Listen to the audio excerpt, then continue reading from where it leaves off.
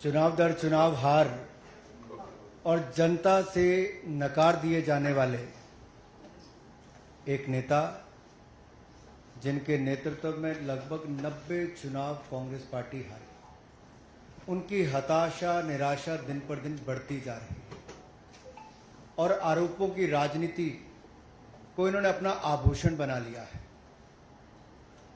जब इन्हीं के लगाए गए आरोपों को ऑथेंटिकेट करने के लिए कहा जाता है तो पीठ दिखाकर भाग जाते हैं, शपथ पत्र देने के लिए कहा जाता है तो मुकर जाते हैं।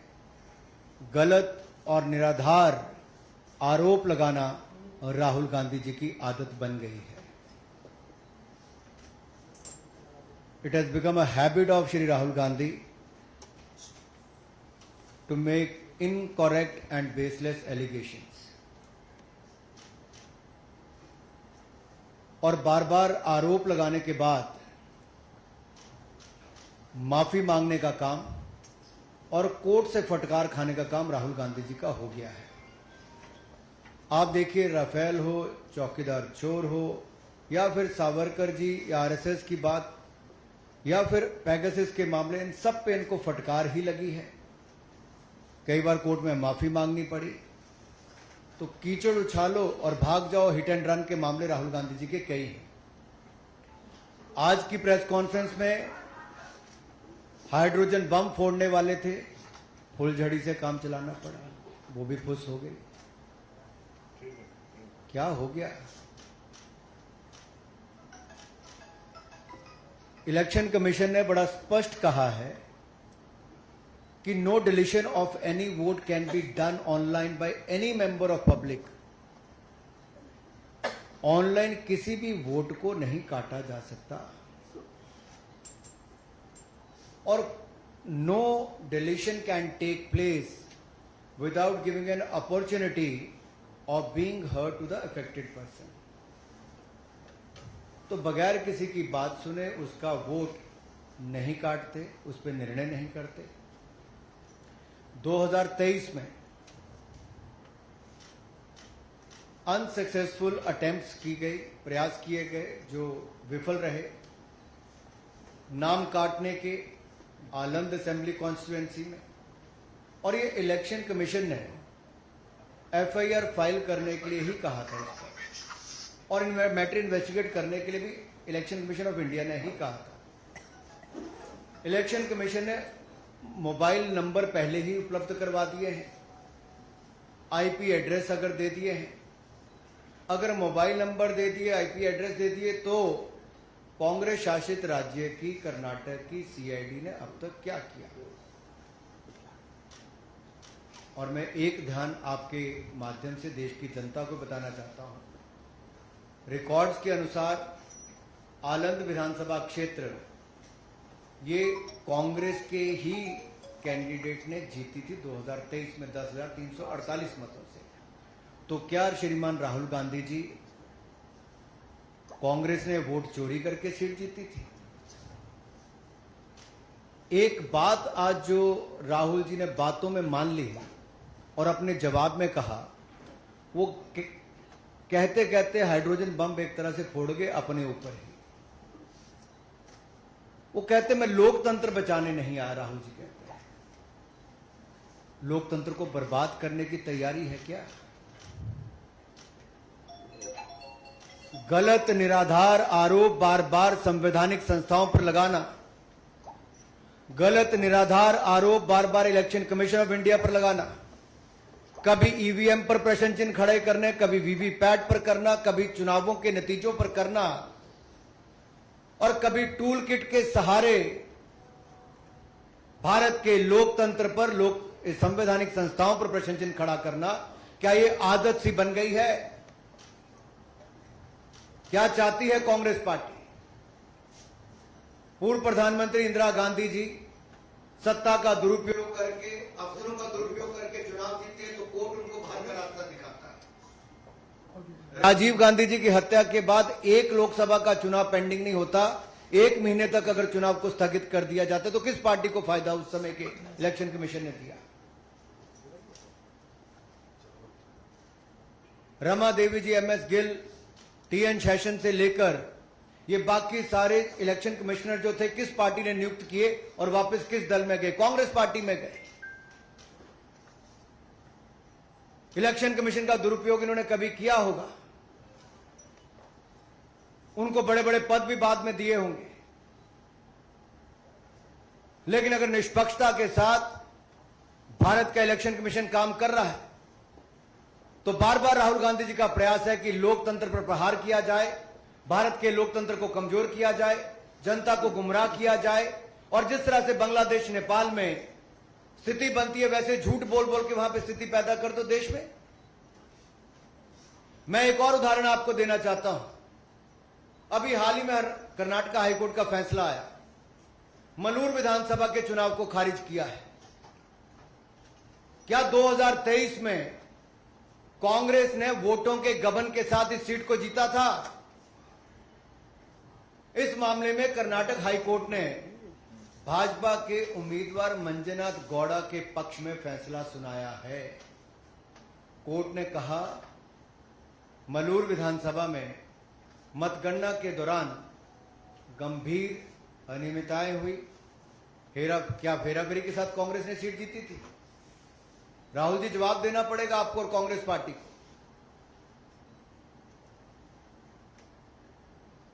और आपके इलेक्शन कमिश्नर के समय अगर मैं कहूं, सोनिया जी का नाम जब आया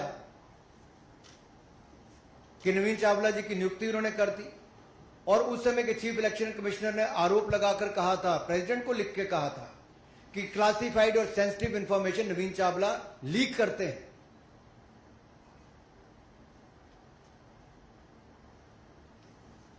कुछ सवाल आज मैं और पूछना चाहता हूं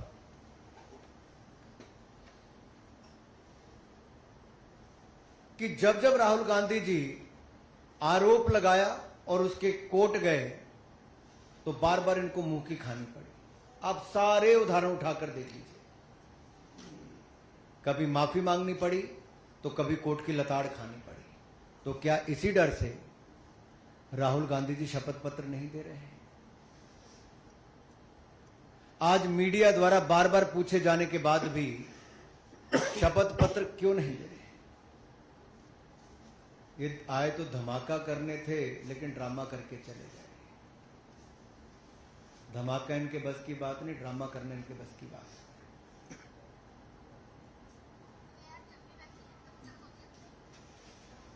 और अगर इतना ही दम आपके तर्कों में है तो आप कोर्ट क्यों नहीं जाते? इलेक्शन कमीशन तो आपको बार बार कहा सबूत दो, हल्फनामा दो, ना आप सबूत दे पाते हो और गलत आरोप लगाते हो। क्या संवैधानिक संस्थाओं को कमजोर करना एक भारतीय लोकतंत्र के प्रति एक बड़ा षड्यंत्र कांग्रेस पार्टी का और LOB leader opposing Bharat Rahul Gandhi ji का है? क्या ये केवल घुसपैठिए वोट को बचाने के लिए है?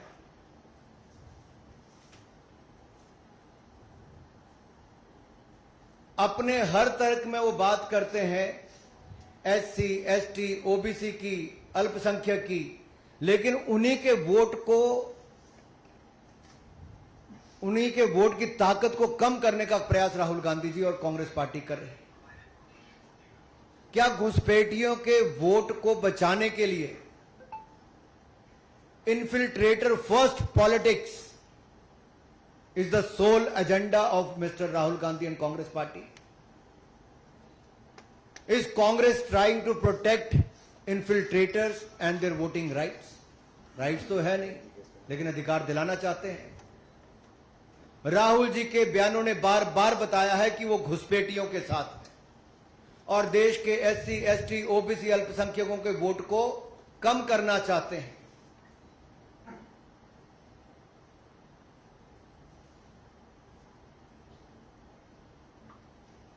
आलम की बात मैंने आपके सामने रख दी।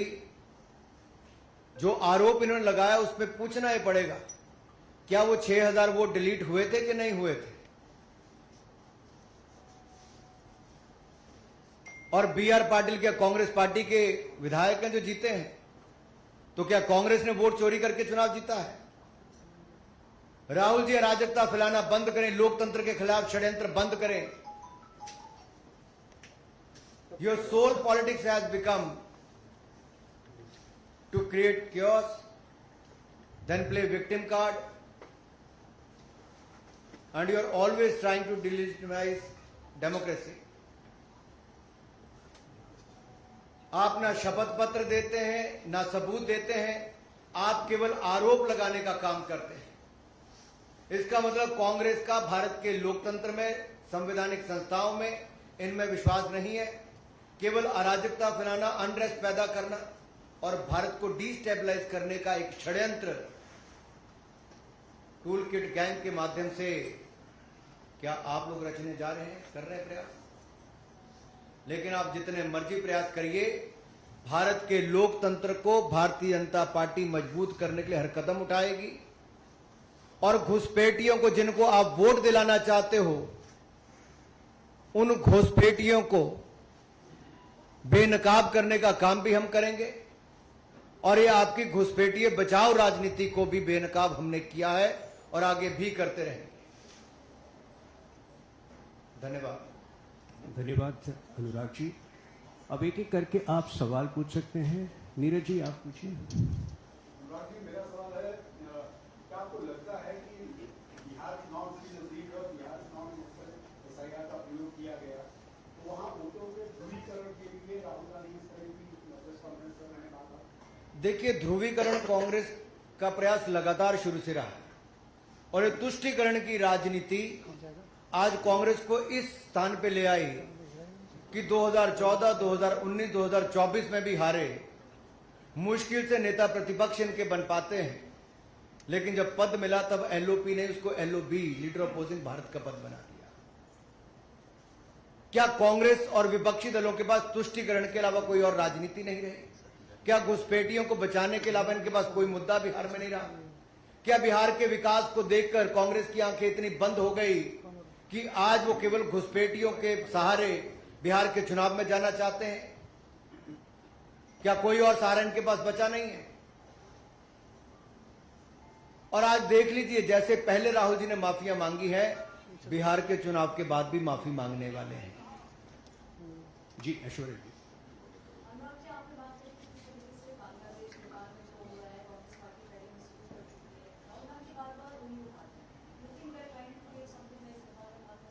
देखिए, शायद वो भूल गए कि बाबा साहब अंबेडकर, जिनको कांग्रेस पार्टी ने उस समय भी जिस तरह से जलील करके पार्टी से बाहर निकाला, चुनाव भी हरवाए, बाबा साहब अंबेडकर के दिए संविधान पर प्रश्न चिन्ह कांग्रेस पार्टी ने उठाकर बार बार संशोधन किए, उनको राजनीति से बाहर करने का रास्ता दिखाया। शायद राहुल जी भूल गए, भारत की ताकत वो भारत का लोकतंत्र है जो इसको और मजबूत करता है। भारत के युवा हैं जो जागरूक करते हैं। भारत के युवाओं ने अगर भारत को थर्ड लार्जेस्ट स्टार्टअप इकोसिस्टम बनाया है, नरेंद्र मोदी जी के नेतृत्व में अगर भारत दुनिया की चौथी बड़ी अर्थव्यवस्था बना है और भारत के बढ़ते कदमों को देखकर ब्राइट स्पॉट और इकोनॉमी जो सबसे तेजी से बढ़ रही, दुनिया आज भारत की और एक उम्मीद की तरह देख रही है, तो इनको लगता है कैसे ना कैसे लोकतंत्र को ही कमजोर कर दिया जाए, संवैधानिक संस्थाओं को कमजोर किया जाए। और जो ये सवाल और खुश होते हैं जब किसी देश ने हमारे ऊपर टैरिफ लगाने की बात कही तो कांग्रेस खुश हो रही थी, लेकिन शायद वो भूल गए कि भारत की अपनी एक बड़ी ताकत है। भारत झुकता नहीं, भारत अपनी ताकत के साथ खड़ा रहता है। तो आप चाहे भारत को गिराने का प्रयास करें, लोकतंत्र को शर्मसार करने का प्रयास करें, लोकतंत्र पर प्रहार करें, भारत का लोकतंत्र कमजोर नहीं होगा, चाहे कांग्रेस जितना मर्जी प्रयास कर ले, चाहे घुसपैठियों के दम पे ही क्यों ना कर ले।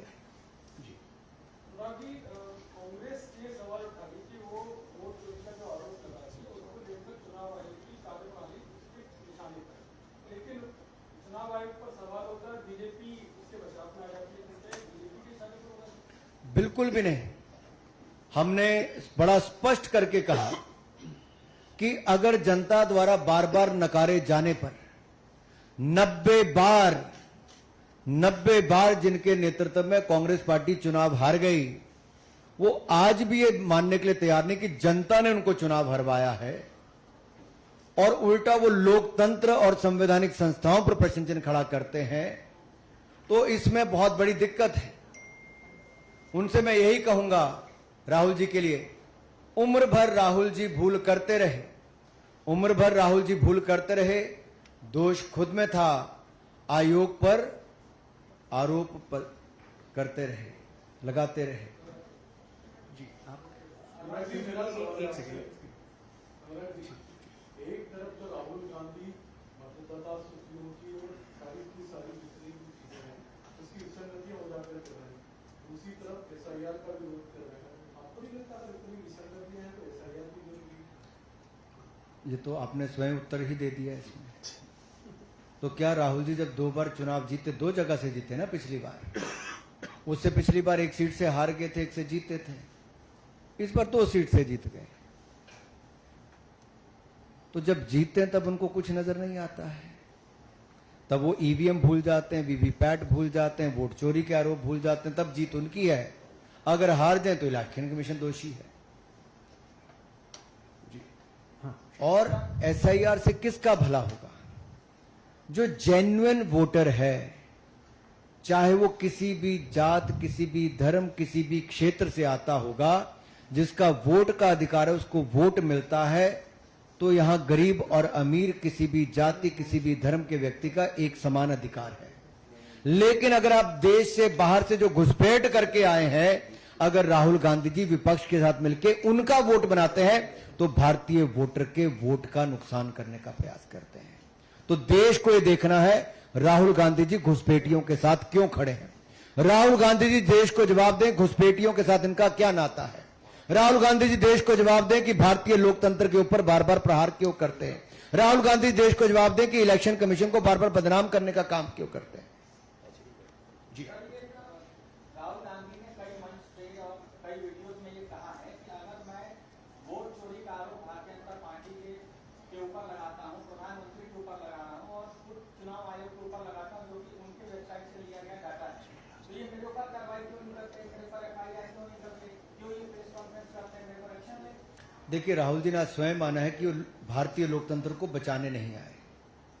तो मंशा उन्होंने साफ कर दिया कि उनका भारत में कोई इंटरेस्ट नहीं है। भारत के लोकतंत्र में राहुल गांधी जी का कोई इंटरेस्ट नहीं है। भारत के लोकतंत्र जो बहुत मजबूत है, क्या उसको कमजोर करने में उनका इंटरेस्ट है। राहुल गांधी ने अपनी प्रेस कॉन्फ्रेंस में एक व्यक्ति का जो है मोबाइल नंबर दिखाया था। अभी जब जो है हम लोगों ने उनसे उस व्यक्ति से बात की, उसका कहना है कि वो साइबर कैफे चलाता है, मुंबई में चलाता है, उसके साइबर कैफे से किसी भी तरीके का वोटर का रजिस्ट्रेशन नहीं हुआ है और उसका मोबाइल नंबर साझी करके अब उसकी परेशानी बढ़ा दी है। वो चुनाव आयोग में शिकायत करने की बात कर रहा है, चुनाव आयोग और पुलिस पर। देखिए, डेटा जो है, पर्सनल डेटा, उसको पब्लिक करने पर कितनी दिक्कतें खड़ी हो सकती हैं, आप कल्पना कर सकते हैं। और सोचिए, अगर ये लोग सत्ता में होते तो देश के लोगों का डेटा न जाने किस किस के हाथ में होता। और केवल अपनी झूठी राजनीति को करने के लिए राहुल गांधी जी किसी के लिए भी संकट पैदा कर सकते हैं, किसी पर भी कीचड़ उछाल सकते हैं, किसी पर भी आरोप लगा सकते हैं, चाहे उसके बाद कुछ भी हो, अंत में माफी तो राहुल जी को ही मांगनी है। प्रज्ञा जी।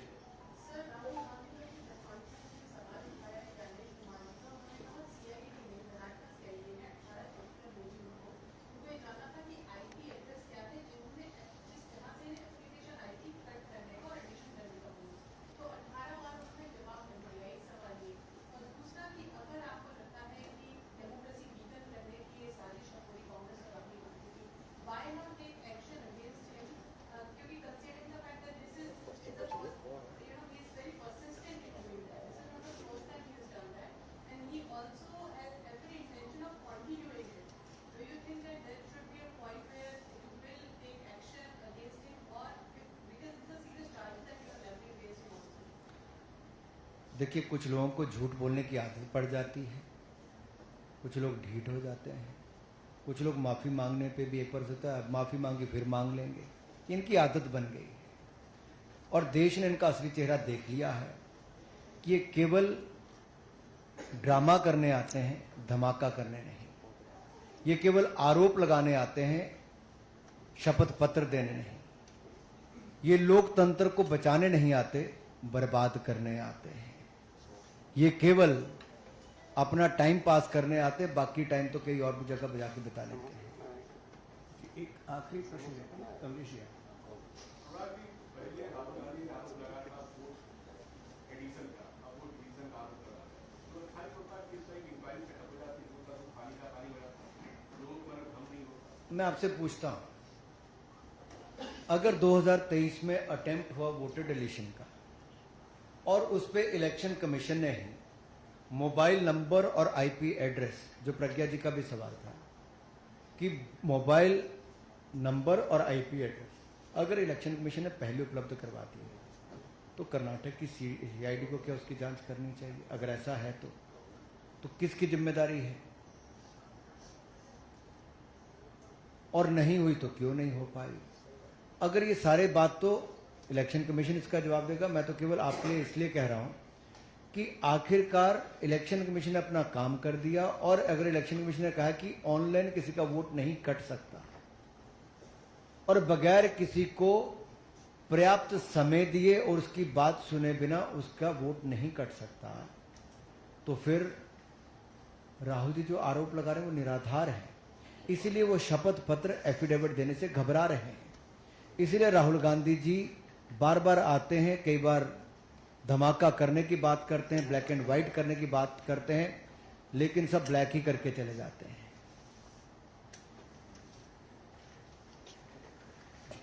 तो इसको यहीं हम समाप्त करते हैं। आप सबका बहुत बहुत धन्यवाद।